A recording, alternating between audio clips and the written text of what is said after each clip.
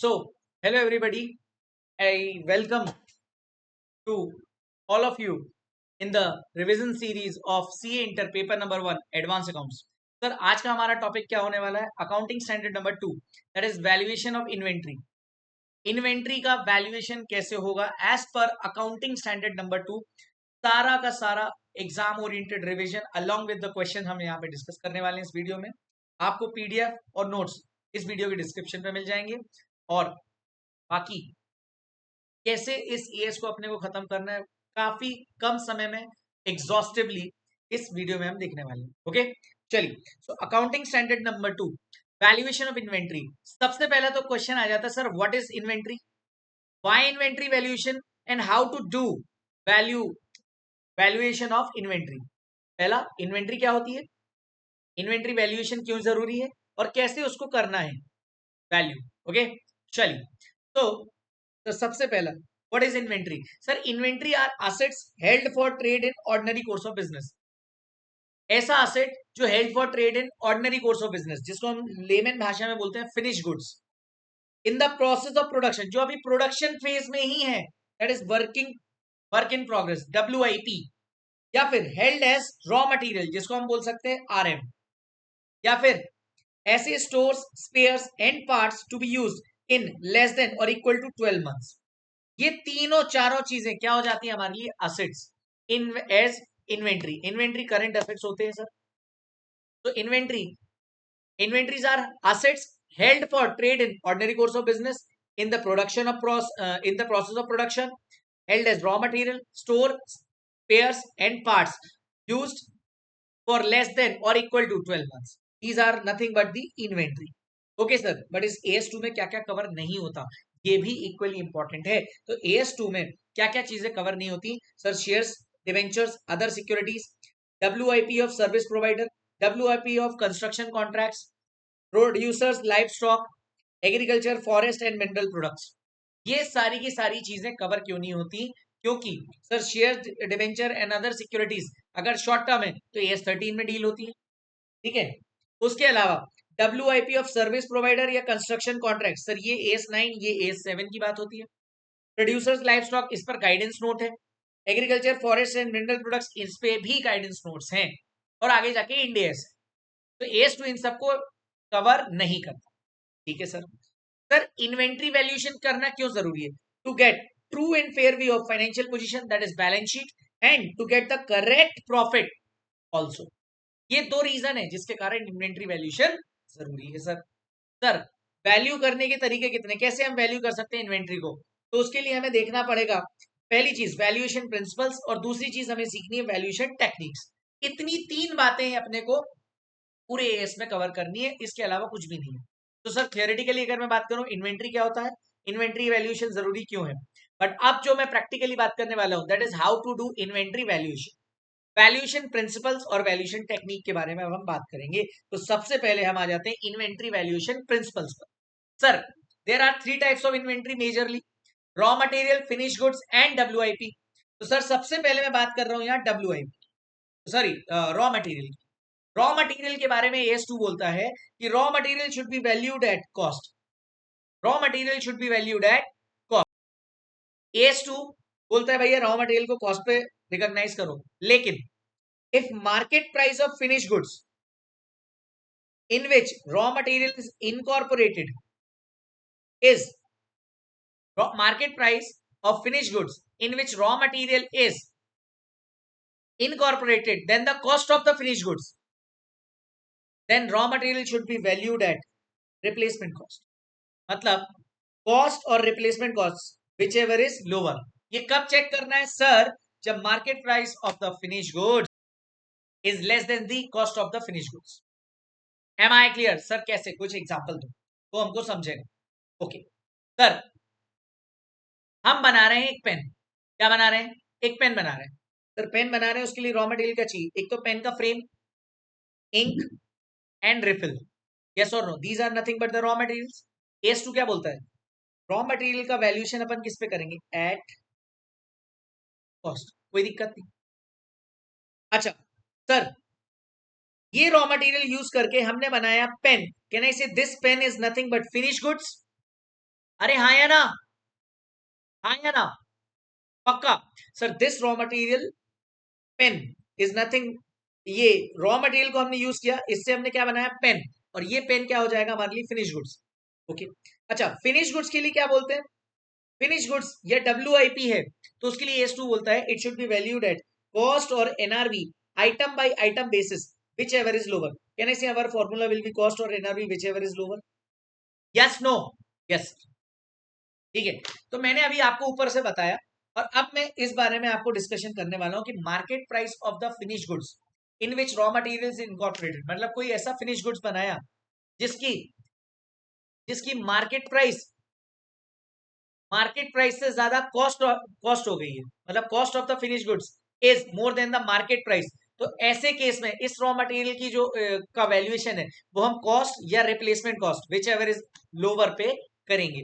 मैं एग्जांपल में था पेन वाले पे, मुझे एक बात बताओ, पेन का वैल्यूएशन किस पे होगा, पेन का वैल्यूएशन किस पे होगा, ₹8 इज कॉस्ट और NRV that is net realisable value whichever is lower, yes और नो, यस सर, मतलब मतलब मतलब can I say I have to think from the point of view of raw material as well as finish goods. Sir अगर मुझे raw material चाहिए, pen बनाना है मुझे, मेरा फिनिश गुड्स क्या है, पेन, मुझे रॉ मटेरियल चाहिए, can I say I have to purchase raw material. Sir मैंने रॉ मटेरियल परचेज किया, रॉ मटेरियल मैंने जैसे ही परचेज किया उस टाइम पर, तो मैंने आपको बोला कि sir if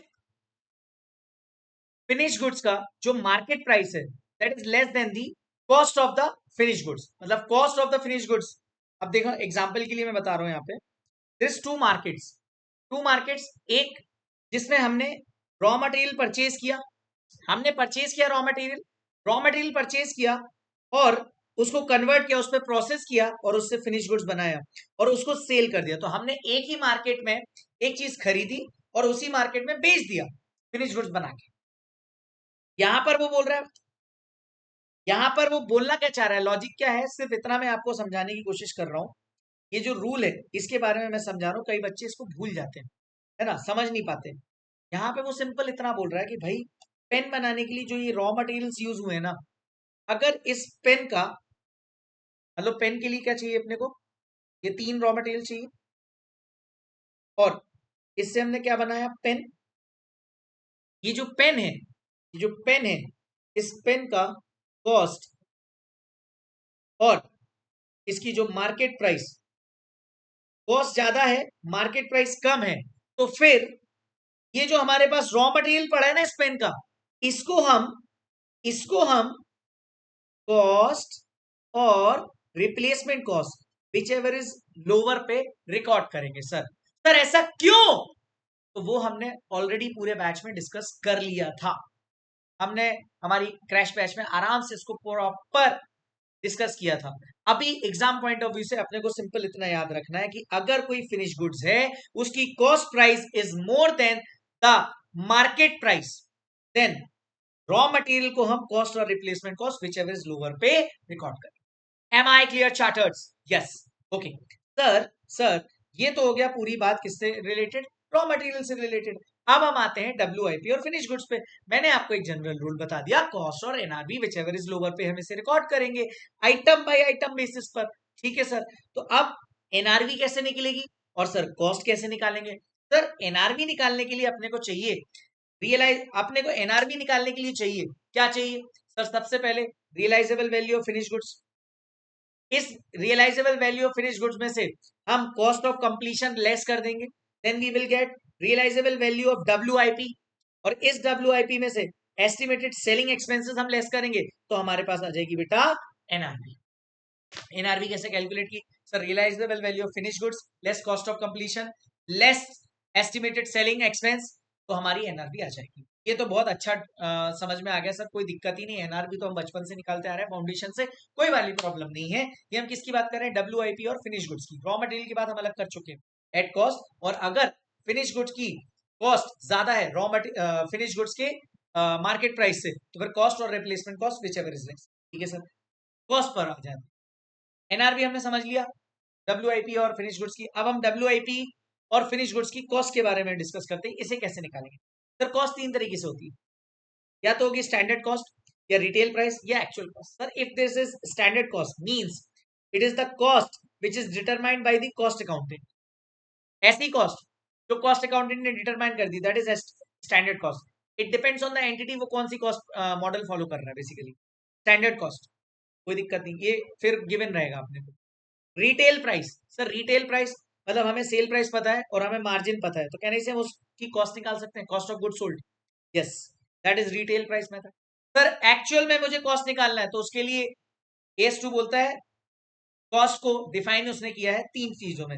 cost is nothing but purchase cost plus conversion cost and any other cost incurred for making the asset ready to use as inventory. Yes और नो? सर परचेज कॉस्ट क्या होता है, जैसा हमने AS10 में पढ़ा था, it includes purchase price, less करेंगे trade discount which is given in the normal course of business, add कर देंगे taxes and duties if non refundable, जिसपे ITC अवेलेबल नहीं है।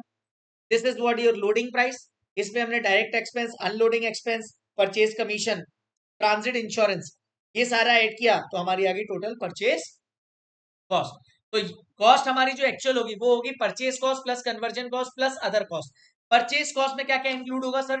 Purchase price, less trade discount plus taxes and duties if non refundable और no ITC available. Then कोई commission है, कोई direct expense है, कोई अनलोडिंग एक्सपेंस है या कोई ट्रांजिट इंश्योरेंस है, ये सारी की सारी ऐड हो जाएंगे परचेज कॉस्ट निकालेंगे। सर कन्वर्जन कॉस्ट में क्या क्या आएगा? सर कन्वर्जन कॉस्ट में सारे के सारे इनडायरेक्ट एक्सपेंस यहाँ पे ऐड होंगे। इनडायरेक्ट में कौन सा सर? एक तो लेबर कॉस्ट, उस इन्वेंट्री को रेडी करने के लिए, फिनिश गुड्स बनाने के लिए। Sir variable overheads, okay sir variable overheads अपने को रहेंगे तो उसको भी अपन ऐड कर देंगे। सर कोई फिक्स्ड ओवरहेड्स हैं, फिक्स्ड ओवरहेड निकालने के लिए अपना फॉर्मूला होता है fixed overhead rate into units produced. कितने यूनिट्स प्रोड्यूस करें into fixed overhead rate. Sir ये फिक्स्ड ओवरहेड रेट निकालना पड़ेगा अपने को, ये क्वेश्चन में गिवन नहीं रहता। तो हम क्या करेंगे, दो चीजें निकालेंगे सर।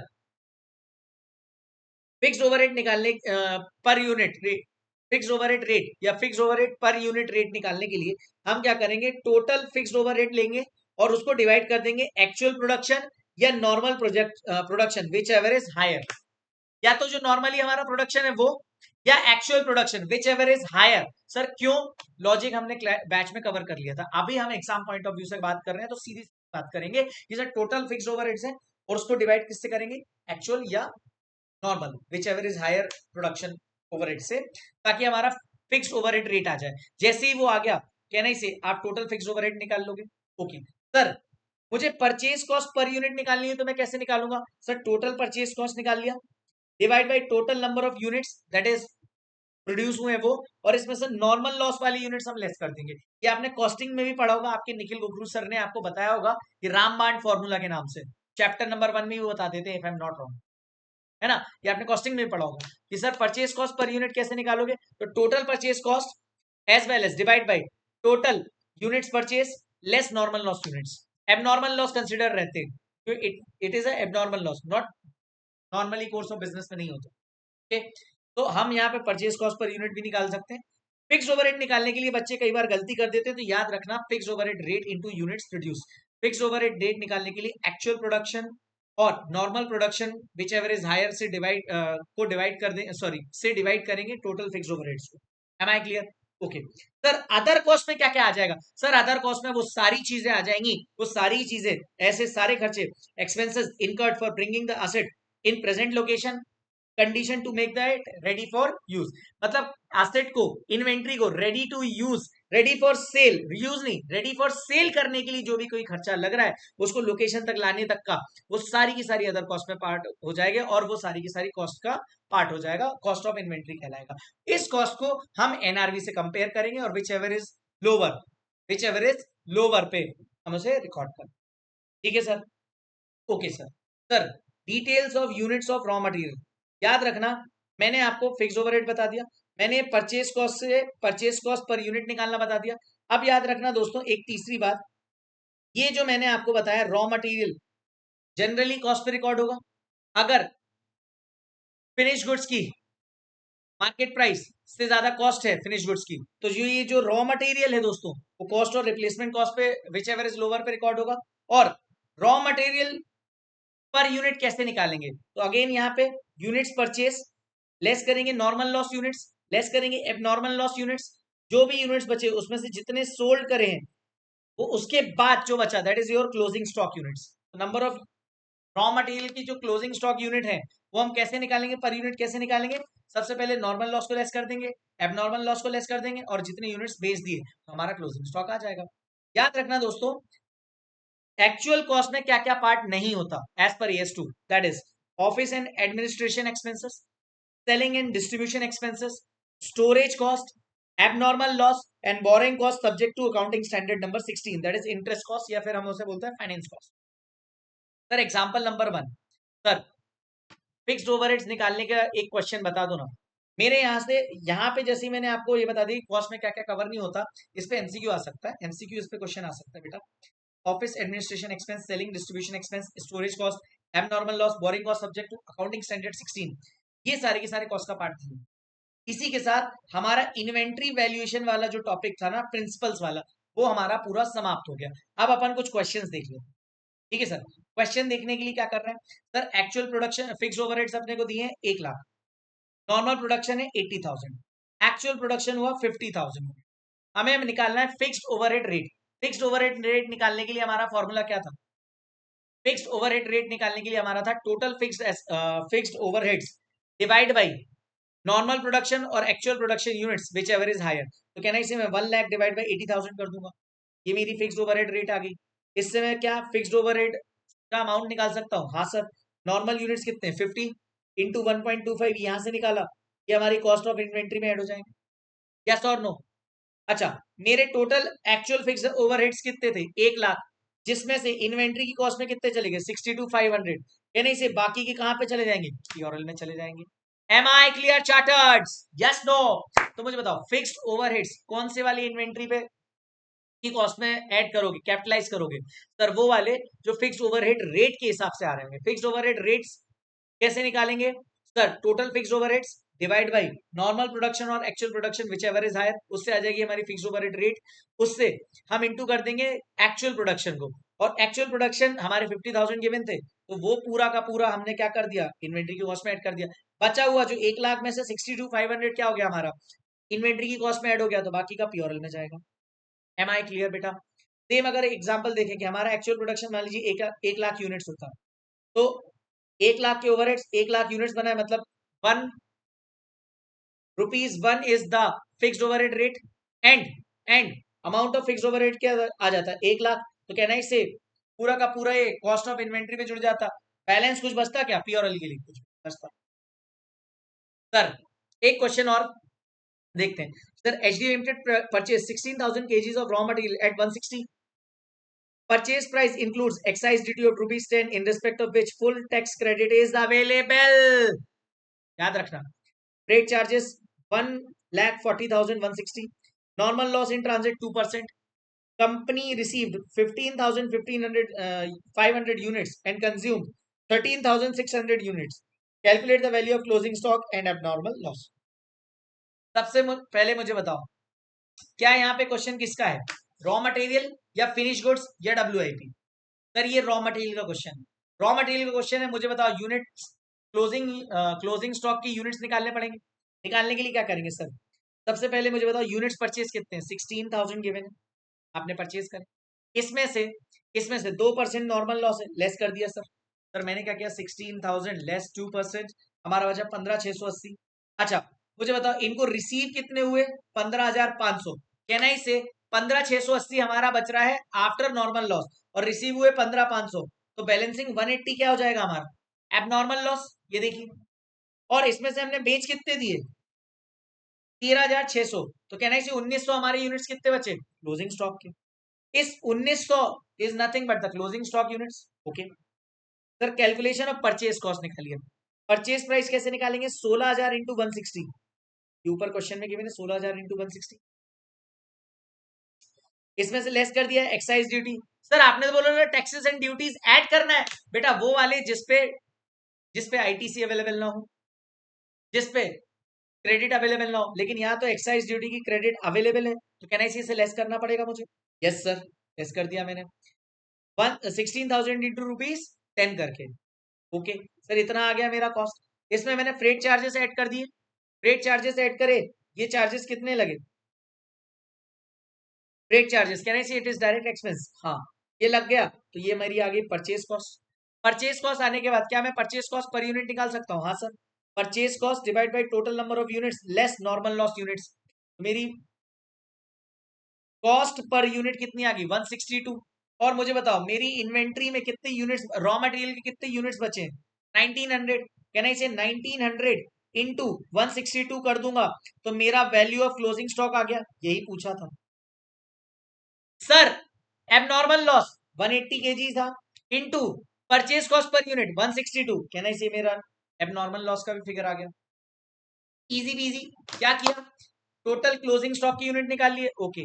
परचेज कॉस्ट पूरी निकाल ली, ओके। परचेज कॉस्ट के थ्रू मैं परचेज कॉस्ट पर यूनिट पे चला गया, हाँ। और वहां से मैंने क्लोजिंग स्टॉक की वैल्यू निकाल ली और एबनॉर्मल लॉस की वैल्यू निकाल ली। आ जाते हैं स्टडी मटेरियल के इलस्ट्रेशन नंबर 3 पर। In a production process normal waste is 5% of the unit. 5000 metric ton of input were put in the process of were put in the process resulting in wastage of 300 metric ton. Cost per metric ton of input is 1000 rupees. The entire quantity of waste is on the stock at the year end. Yes, state with reference to accounting standard. How will you value the inventory in this case? मुझे बताओ, आपसे वो पूछ रहे हैं inventory को value कैसे करूंगा। सबसे पहले सेम यूनिट्स निकाल लूंगा। यूनिट्स कैसे निकालूंगा सर? 5000 यूनिट्स हैं, इसमें से 5% नॉर्मल लॉस है, मेरे पास बचा 4750। 4750 के बाद मुझे एक बात बताओ, वेस्टेज में आपके 300 यूनिट्स हुए, जबकि 5000 में से 5% निकालोगे तो 250 होते हैं, मतलब 50 आपका नॉर्मल लॉस के अलावा है, एबनॉर्मल लॉस है। मतलब आपके पास मिले ही कितने आपको? 4700। इसमें से बेचा कितना है? कुछ भी नहीं, तो कहना इसे क्लोजिंग स्टॉक में 4700 बचा है। हाँ सर। सर कैलकुलेट करना है आपको परचेज कॉस्ट। परचेज कॉस्ट के लिए 5000 इंटू 1000 कर दोगे तो डायरेक्टली आ जाएगा 50 lakhs। 50 lakhs is nothing but 50 lakhs is nothing but your purchase cost. इससे आप निकाल लोगे क्या? Purchase cost per unit. इस पर यूनिट कॉस्ट को आप वैल्यू ऑफ इन्वेंट्री से निकालने के लिए यूज कर दोगे। इसमें क्या करोगे? क्लोजिंग स्टॉक की जो यूनिट्स बची हैं into purchase cost per unit करोगे तो आपकी वैल्यू ऑफ इन्वेंट्री आ जाएगी closing stock. Value of inventory is nothing but closing stock as per AS2। अच्छा, एबनॉर्मल लॉस का अमाउंट पूछा नहीं, लेकिन अगर पूछता तो अपन वो भी बता देते। ये कहाँ जाएगा एबनॉर्मल लॉस वाला? प्योर डन बेटा, done done done. Now comes your illustration number 4 of your module. Okay, आ जाते हैं इस पे। ये तो बहुत ही आसान था, कन्वर्जन कॉस्ट पर क्वेश्चन है। You are required to value the inventory per KG of finish goods consisting of material cost, direct labour, direct variable overheads. ठीक है। Fixed over production charges for the year or normal working capacity of 2 lakh KG is 20 lakhs. 4000 kg of finished goods are in the stock at the year end. Year and पर इतना stock है, तो देखो material cost पूरी 200 आ जाएगी, direct labour 440, variable 20 given है question में, fixed production overhead मुझे बताओ 20 लाख की फिक्स्ड प्रोडक्शन ओवरहेड है, divide by normal working 2 lakh, तो अपनी कॉस्ट आ गई फिक्स्ड ओवरहेड की कितनी? 10। 40 प्लस 20 प्लस 10 ये 70, तो कहना इसे हमारा 270 is the cost per KG of finish goods, और इनटू कर देंगे अपन इससे 4000 केजी ऑफ इन्वेंट्री को, कहना से मेरी क्लोजिंग स्टॉक आ जाएगा। क्लोजिंग स्टॉक आपका 10,80,000 आ गया। Am I clear charters? Yes no? कहना से लाइफ इज ब्यूटीफुल ना? यस। ये क्वेश्चन मैंने होमवर्क में दिया था, सेम क्वेश्चन है जो मैंने सबसे पहला क्वेश्चन कराया आपको इलस्ट्रेशन 3 की तरह। Great. Okay, so now question number 7। ये 3 बार एक साथ क्वेश्चन आ चुका है एग्जाम में, 3 से 4 बार, और इस क्वेश्चन को हम खत्म करते हैं। ये स्टडी मटेरियल का 7th क्वेश्चन, इस टाइप का क्वेश्चन 3 से 4 बार आ चुका है एग्जाम में। Sir, mister Mehul gives you the following information. वो बोलता है relating to items forming part of the inventory as on 31st March 2001, his factory produces product as X using raw material A. Product X produce कर रहे हैं finish goods, जिसमें raw material कौन use हो रहा है? ए। अब इसमें बताया गया है 600 units of raw material A purchased at 120, replacement cost of raw material A as on 31st March is 90 rupees per unit. 500 units of finished goods in the process of producing X and cost incurred till date 260. These units can be finished by next year by incurring additional cost of 60 per units. ये second वाले में जो 500 units given है बेटा, ये WIP given है, ये raw material के बारे में इंफॉर्मेशन गिवन है। और sir 1500 units of finish product x, जिसकी टोटल कॉस्ट इनकर्ड है 320 रुपए पर यूनिट, ये हमारा फिनिश गुड्स के बारे में दिया है, ये हमारी WIP इन्वेंट्री के बारे में गिवन है, ये रॉ मटेरियल के बारे में गिवन है। सर हमको बोल रहा है expected selling price of the product X is 300 per unit. Okay, 300 रुपए पर यूनिट फिनिश गुड्स की सेलिंग प्राइस है। Determine how each item of inventory will be valued as on 31st March 2001। Also calculate the value of total inventory as on 31st March 2001। Sir ऐसे question में ना presentation भी बहुत important. चलो सबसे पहले हम एक एक करके तीनों आइटम्स का वैल्यूएशन करते हैं। सर रॉ मटेरियल की कॉस्ट क्या है? सर 600 यूनिट्स हैं, रॉ मटेरियल की कॉस्ट कितनी? 120। अगर रिप्लेसमेंट कॉस्ट होती 600 into ₹90, that is equal to 54,000। अच्छा मुझे बताओ कॉस्ट ऑफ फिनिश गुड्स कितनी है? कॉस्ट ऑफ फिनिश गुड्स है sir 320। Cost of finish goods है हमारी 320 और मार्केट प्राइस कितनी है? 300।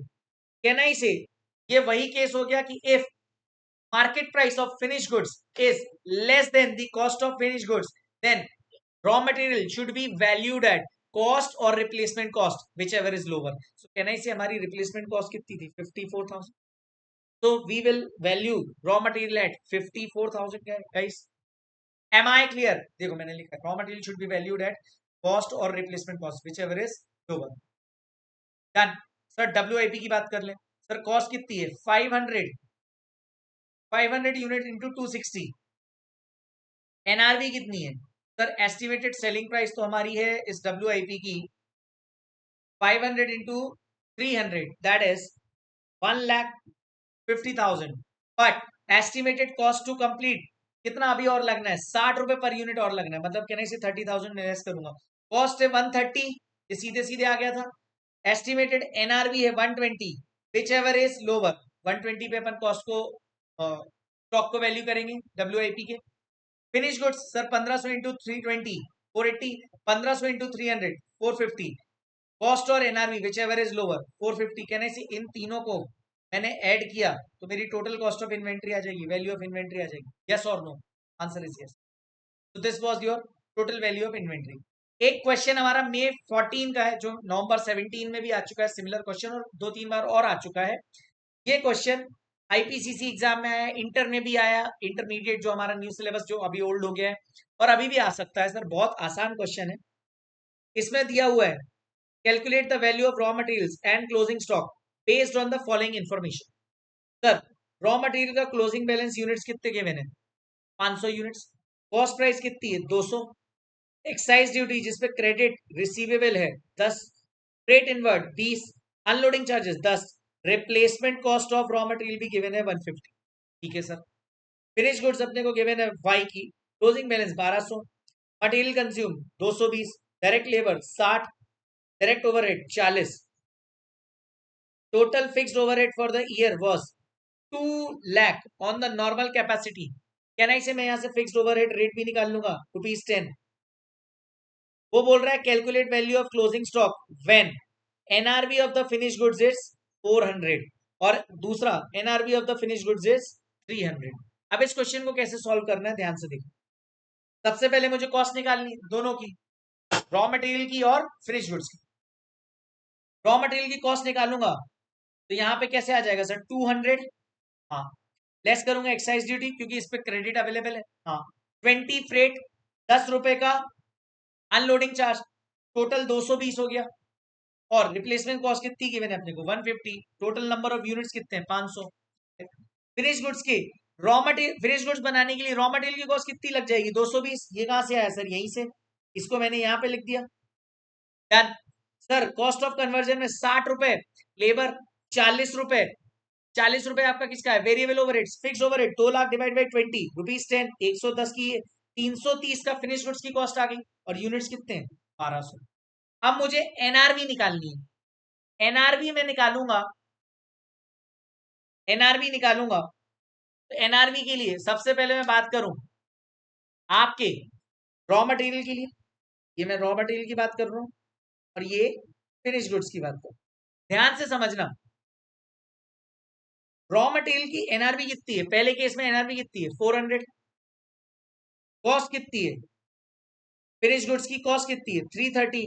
यहां पर market price of finish goods is more than the cost of the finish goods, तो कैन आई से in this case raw material should be valued at cost only, raw material should be valued at cost only.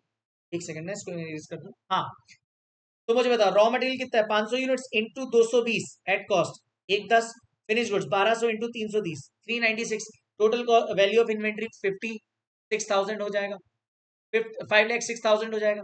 M I clear chartereds, yes no? Okay sir, NRV मेरी 300 है, cost मेरी 330 है, can I say raw material should be valued at cost और replacement cost whichever is lower, can I say 500 into 150, ये मेरी हो जाएगी raw material की वैल्यू ऑफ इन्वेंट्री। और finish good same 1200 into 300, 1200 into 300, yes no? यहां पर 300 कैसे आ गया सर, कॉस्ट मेरी 300, सॉरी कॉस्ट मेरी 330 है, एनआरबी मेरी 300 है, विच एवर इज लोअर, और यहाँ पे 400 थी एनआरबी और 330 तो यहाँ 330। हाँ, this is my inventory, done. Okay, question number 8 of your study material.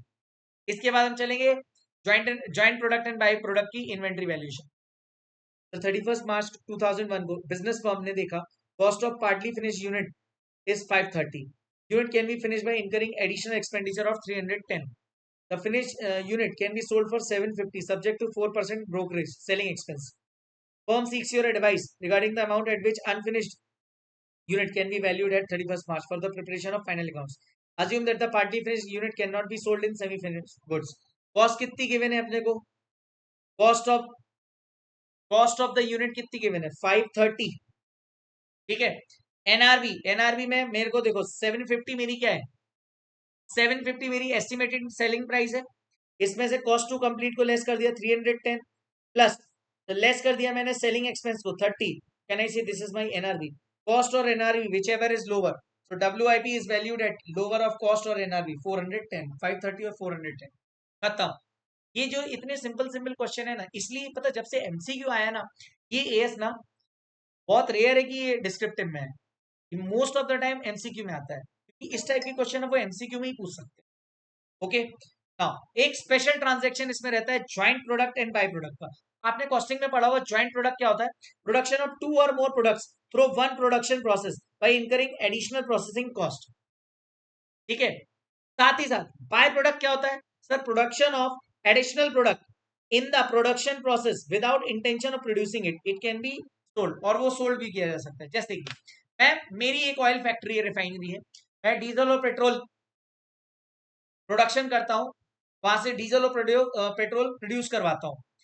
जैसे ही जब मैं डीजल पे प्रोसेस करता हूं, पेट्रोल पे प्रोसेस करता हूं, वहां पर अगेन एक और चीज आ जाती है, दैट इज अगर मैं बात करूं केरोसिन और ग्रीस, बाय डिफॉल्ट मेरी इंटेंशन थी क्या केरोसिन और ग्रीस निकालने की, नो, मेरे पास था क्रूड ऑयल, मैंने उसको उस पे प्रोसेसिंग करी, उस प्रोसेस, जैसे मैंने एग्जांपल बताता हूँ joint product and by product का, क्रूड ऑयल है मेरे पास, हाँ, क्रूड ऑयल पे मैंने प्रोसेस किया, वहां से जनरेट होगा डीजल, और फर्दर प्रोसेस करूंगा उसको तो उससे पेट्रोल आ जाएगा। साथ ही साथ production of kerosene and grease by default आ जाता है, तो therefore we can say petrol and diesel are joint products, whereas kerosene and grease are by products, yes no? अब हमारा ऑब्जेक्टिव क्या है, एस टू क्या बोलता है, हमें ज्वाइंट कॉस्ट को ज्वाइंट प्रोडक्ट्स में एलोकेट करना है। किस तरीके से एलोकेट कर पाएंगे, 3 स्टेप्स है। ऑब्जेक्टिव क्या है, allocate joint cost between joint products.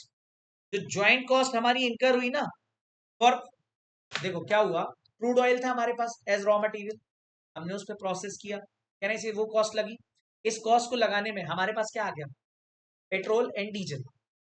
जब हमारे पास पेट्रोल एंड डीजल आया, हमारी इंटेंशन भी थी पेट्रोल एंड डीजल को निकालने की, that was joint products. But साथ ही साथ हमने क्या किया, जब हम प्रोडक्शन कर रहे थे ना केरोसिन, और केरोसिन के साथ साथ ग्रीस भी डेवलप हो गया, ये हमारे बाई प्रोडक्ट्स हो गए। अब कहने से ये जो कॉस्ट आई है, ये ज्वाइंट कॉस्ट को डेवलप, ज्वाइंट प्रोडक्ट को डेवलप करने में कॉस्ट है, इनको ज्वाइंट कॉस्ट, इसके ऊपर जो ज्वाइंट कॉस्ट है ना, इसको एलोकेट करना है, किसके ऊपर? ये ज्वाइंट प्रोडक्ट्स के ऊपर। कैसे करना है उसको 3 स्टेप्स में समझना है। सबसे पहले मुझे ज्वाइंट कॉस्ट कैलकुलेट करनी पड़ेगी। ज्वाइंट कॉस्ट कैलकुलेट करने के लिए क्या करना पड़ेगा? Direct material plus conversion cost, और हम बाय प्रोडक्ट की एनआरवी को लेस कर देंगे, तो जो भी बचा that is our joint cost. Am I clear charters? Yes no? Correct, correct, wonderful sir. Step number 2 में हम दोनों ही ज्वाइंट प्रोडक्ट्स का रेशियो निकालेंगे, जिसमें हम एलोकेट कर सकें ये जो हमने ज्वाइंट कॉस्ट निकाली है। स्टेप नंबर 1 ज्वाइंट कॉस्ट निकालना। क्या क्या करेंगे? Direct material conversion cost less NRV of by products, हमारी आगे ज्वाइंट कॉस्ट। इस ज्वाइंट कॉस्ट को हम ज्वाइंट प्रोडक्ट 1 और 2 में एलोकेट करेंगे, उसके लिए अपने को रेशियो निकालना पड़ेगा। तो स्टेप नंबर 2 रेशियो। रेशियो कैसे निकलेगा? Unit produced. और ये क्वेश्चन देखो ज्वाइंट प्रोडक्ट वाला ना मई 24 में आ चुका है बेटा, कंपलसरी। मई 2024 के एग्जाम में कंपलसरी क्वेश्चन आ चुका है, एक ही बार आया ही, लेकिन आ चुका है। ऑल्दो ये फाइनल में इंडियस 2 में भी सेम है, तो you can get benefit, because मैं एएस इंडियस दोनों पढ़ाता हूं, तो मुझे मालूम है कि कहां पे कौन सा क्वेश्चन कब आ चुका है। Because knowledge is important, I know, वो आप मेरे से ले ही सकते हो। साथ ही साथ एग्जाम ओरिएंटेड नॉलेज बहुत important for gaining exemption in this paper. Okay, चलो आगे बढ़ते हैं। सर यूनिट प्रोड्यूस्ड, हाँ, selling price per unit, unit जितने प्रोड्यूस किए उसके इनटू कर देंगे सेलिंग प्राइस पर यूनिट से, तो कहना इसे सेल्स वैल्यू आ जाएगी ज्वाइंट प्रोडक्ट्स की। इसमें हम फर्दर प्रोसेसिंग कॉस्ट ऐड कर देंगे, तो मेरे पास इसमें फर्दर प्रोसेसिंग कॉस्ट को लेस कर देंगे सेल वैल्यू से, तो कहना इसे नेट सेल्स वैल्यू आ जाएगी मेरे पास। Yes no? Net sales value कैसे आई? सेल वैल्यू हमने निकाला था कैसे? Unit produce into selling price per unit, और इससे आ गया सेल वैल्यू, सेल वैल्यू से लेस कर दिया फर्दर प्रोसेसिंग कॉस्ट, तो हमारी नेट सेल्स वैल्यू आ गई। ये जो आ गया दिस इज नथिंग बट, इसको हम रेशियो मान सकते हैं। लेकिन अगर हमें क्वेश्चन में फर्दर प्रोसेसिंग कॉस्ट गिवन ही नहीं है, तो हम ये सेल वैल्यू का रेशियो भी ले सकते हैं। Am I clear? या तो नेट सेल्स वैल्यू या sales value. Sir net sale value कब लेना है? जब हमें फर्दर प्रोसेसिंग कॉस्ट गिवन हो। Sir further processing cost given ही नहीं है, तो फिर हम सेल वैल्यू ले लेंगे। स्टेप नंबर 3 क्या है? Distribute joint cost between joint products. किस रेशियो में? In the ratio of net sales value, ये वाला। सर सेकंड प्रेफरेंस क्या है? In the ratio of sales value, जब हमने को ये गिवन ना हो। ठीक है, एग्जाम्पल नंबर 3 मैंने आपको ये कराया था, units produce, petrol 2 lakh, diesel 1 lakh litre produce हुआ, सेलिंग प्राइस पर लीटर है पेट्रोल का इतना, डीजल का इतना, ज्वाइंट कॉस्ट इतनी लग गई। ये तीनों आपको गिवन रहेंगे। तो स्टेप नंबर 1 ज्वाइंट कॉस्ट आपने को डायरेक्ट गिवन है, ओके। स्टेप नंबर 2 रेशियो निकालना, unit produce selling price into कर दिया, तो कहने से सेल्स वैल्यू आ गया। फर्दर प्रोसेसिंग कॉस्ट गिवन नहीं थी, तो सेल्स वैल्यू की रेशियो निकाल लिया 16:7। इसमें हम ज्वाइंट कॉस्ट को बांट देंगे, बस that's it, this is it. इसके बाद आप मई 24 वाला क्वेश्चन इस पीडीएफ में अटैच है, वो आप कर सकते हैं। नहीं अटैच है लेकिन आप कर सकते हो, मैंने आपको होमवर्क में दिया था जो मेरे से बैच कर रहे थे। मई 24 का क्वेश्चन नंबर 1 कर सकते हो। Okay sir. Sir inventory valuation technique, ये थियोरेटिकल पॉइंट ऑफ व्यू से देखना जरूरी है, बट मैंने आपको जितने क्वेश्चन प्रैक्टिकल आ सकते हैं AS2 में एग्जाम में, वो सारे के सारे करा दिए in around 35 to 40 minutes. Again inventory valuation technique, last topic. Sir या तो इन्वेंट्री इंटरचेंजेबल हो या इन्वेंट्री इंटरचेंजेबल ना हो। अगर सर इन्वेंट्री इंटरचेंजेबल है, तो हमें कौन सा मेथड फॉलो करना होता है? General identification method for valuation of inventory. और वैल्यूएशन ऑफ इन्वेंट्री के लिए हमें चाहिए रहता है क्लोजिंग स्टॉक, और क्लोजिंग स्टॉक निकालने के लिए हम या तो फीफो या वैम मेथड यूज करते हैं, वेटेड एवरेज मेथड। बस ये थ्योरेटिकल पॉइंट ऑफ व्यू से इंपॉर्टेंट था, तो मैंने आपको बता दिया। सर अगर इन्वेंट्री इंटरचेंजेबल नहीं है, तो हमें स्पेसिफिक आइडेंटिफिकेशन मेथड यूज करना पड़ेगा। ये कौन सी तरीके की इन्वेंट्री में काम आता है? एंटीक्स और ज्वेलरी।